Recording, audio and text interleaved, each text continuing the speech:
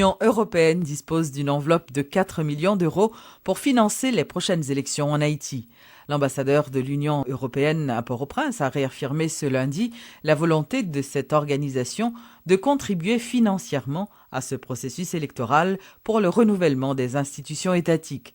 Javier Niño Pérez estime toutefois que seules les autorités haïtiennes peuvent décider quand réaliser les élections dans le pays. Notre approche, c'est qu'on est dans un pays souverain qui décide eux-mêmes quels sont les enjeux politiques et comment opérationnent les enjeux politiques. Nous sommes prêts à fournir un appui, à accompagner un processus électoral. Le point de vue de la communauté internationale exprimé par le secrétaire général des Nations Unies, c'était qu'il serait souhaitable, parce que surtout c'est le souhait du gouvernement et des Haïtiens, que ce processus se déroule dans le plus bref délai.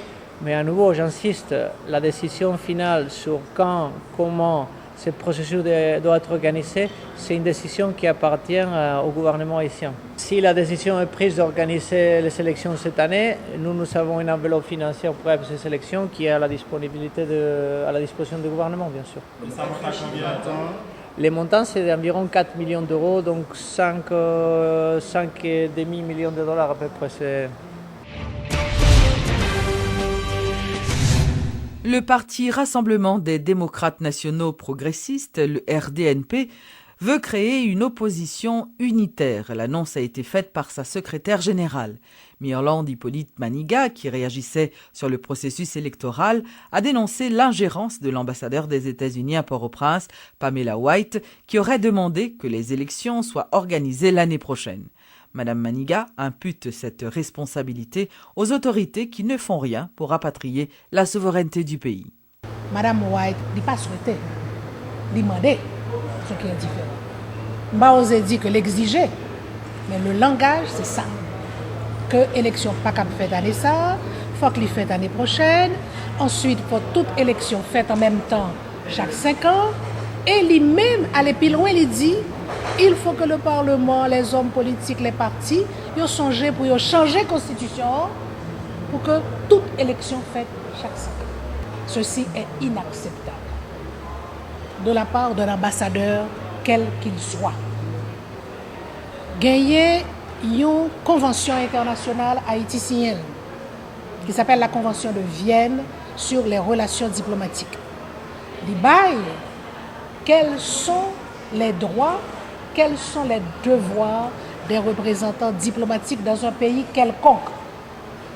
Pas à comprendre, je ne pourrais pas croire, monsieur l'ambassadeur, qu'à Madrid, un ambassadeur pourrait se permettre de dire au gouvernement espagnol vous n'allez pas organiser les élections telle année, vous allez les organiser l'année prochaine. Et puis en outre, pendant que vous y êtes, changez votre constitution pour que toutes les élections aient lieu tous les 5 ans. Vous ne l'auriez pas accepté. Nous ne pourrions pas l'accepter non plus. Nous ne devrions pas l'accepter. Quand je dis nous, je dis d'abord un gouvernement responsable, un gouvernement digne, un gouvernement qui prend à cœur tout de même quelque chose qui s'appelle l'honneur d'un pays. Et les Haïtiens organisés en partis politiques, en associations, ou les individuels, aussi les individualités, ne devraient pas accepter cela. Des affrontements armés entre gangs rivaux ont été enregistrés à Cité-Soleil le week-end dernier. Les autorités municipales font état de 3 personnes tuées, de 6 blessés.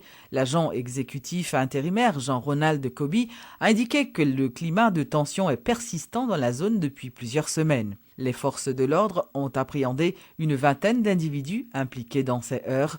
Le commissaire de police Jean-Alex Pierre-Louis annonce que des dispositions ont été prises en vue de rétablir l'ordre dans les quartiers concernés.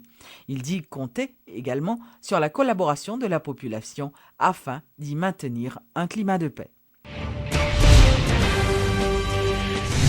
À l'occasion de la Semaine mondiale de la sécurité routière, la Banque interaméricaine de développement, la BID, a organisé au YMCA des sessions de formation à l'intention d'une centaine de jeunes de 8 à 14 ans en vue de les sensibiliser sur cette question.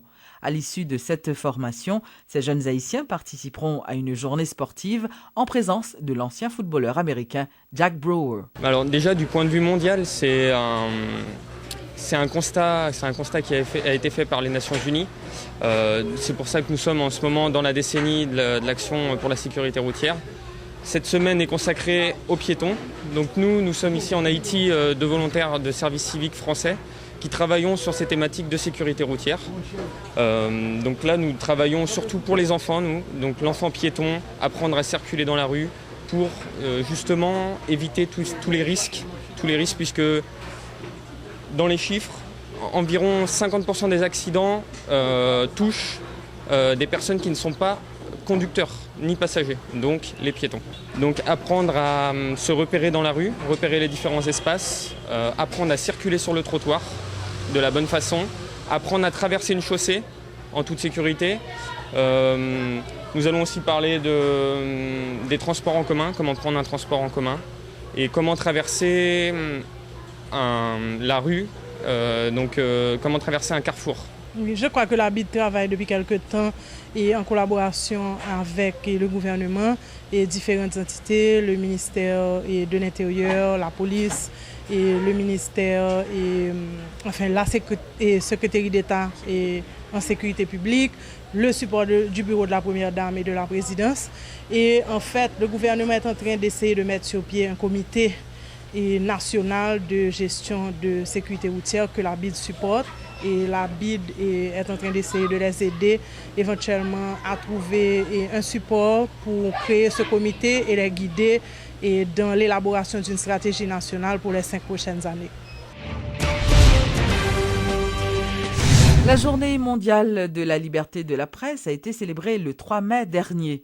Lors d'une cérémonie en présence des représentants des associations de médias haïtiens, dont l'ANMH et AMI, des responsables politiques, des membres d'organismes de droits humains et de la société civile, la présidente de l'Association des médias haïtiens a plaidé en faveur d'une clarification des rôles dans l'exercice du journalisme pour une presse toujours crédible.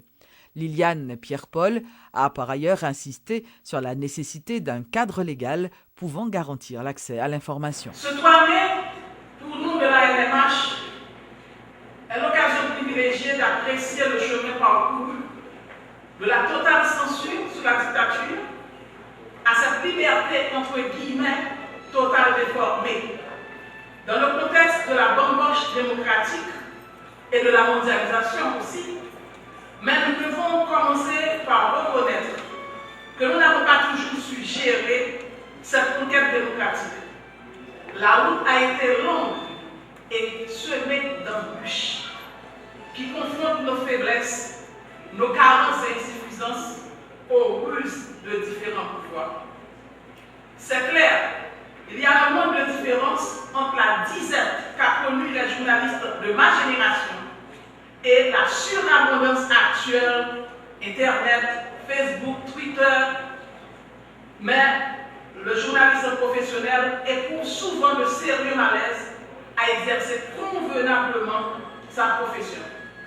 La profusion de sources, la multiplication des intervenants provoque une confusion de rôle où les communicants se substituent aux journalistes qui, souvent pressurés, tombent dans le panneau à un point tel que la frontière aujourd'hui entre public reportage et information s'amincisse de plus en plus. Une clarification des rôles est indispensable si nous voulons rester crédibles dans l'exercice de notre profession.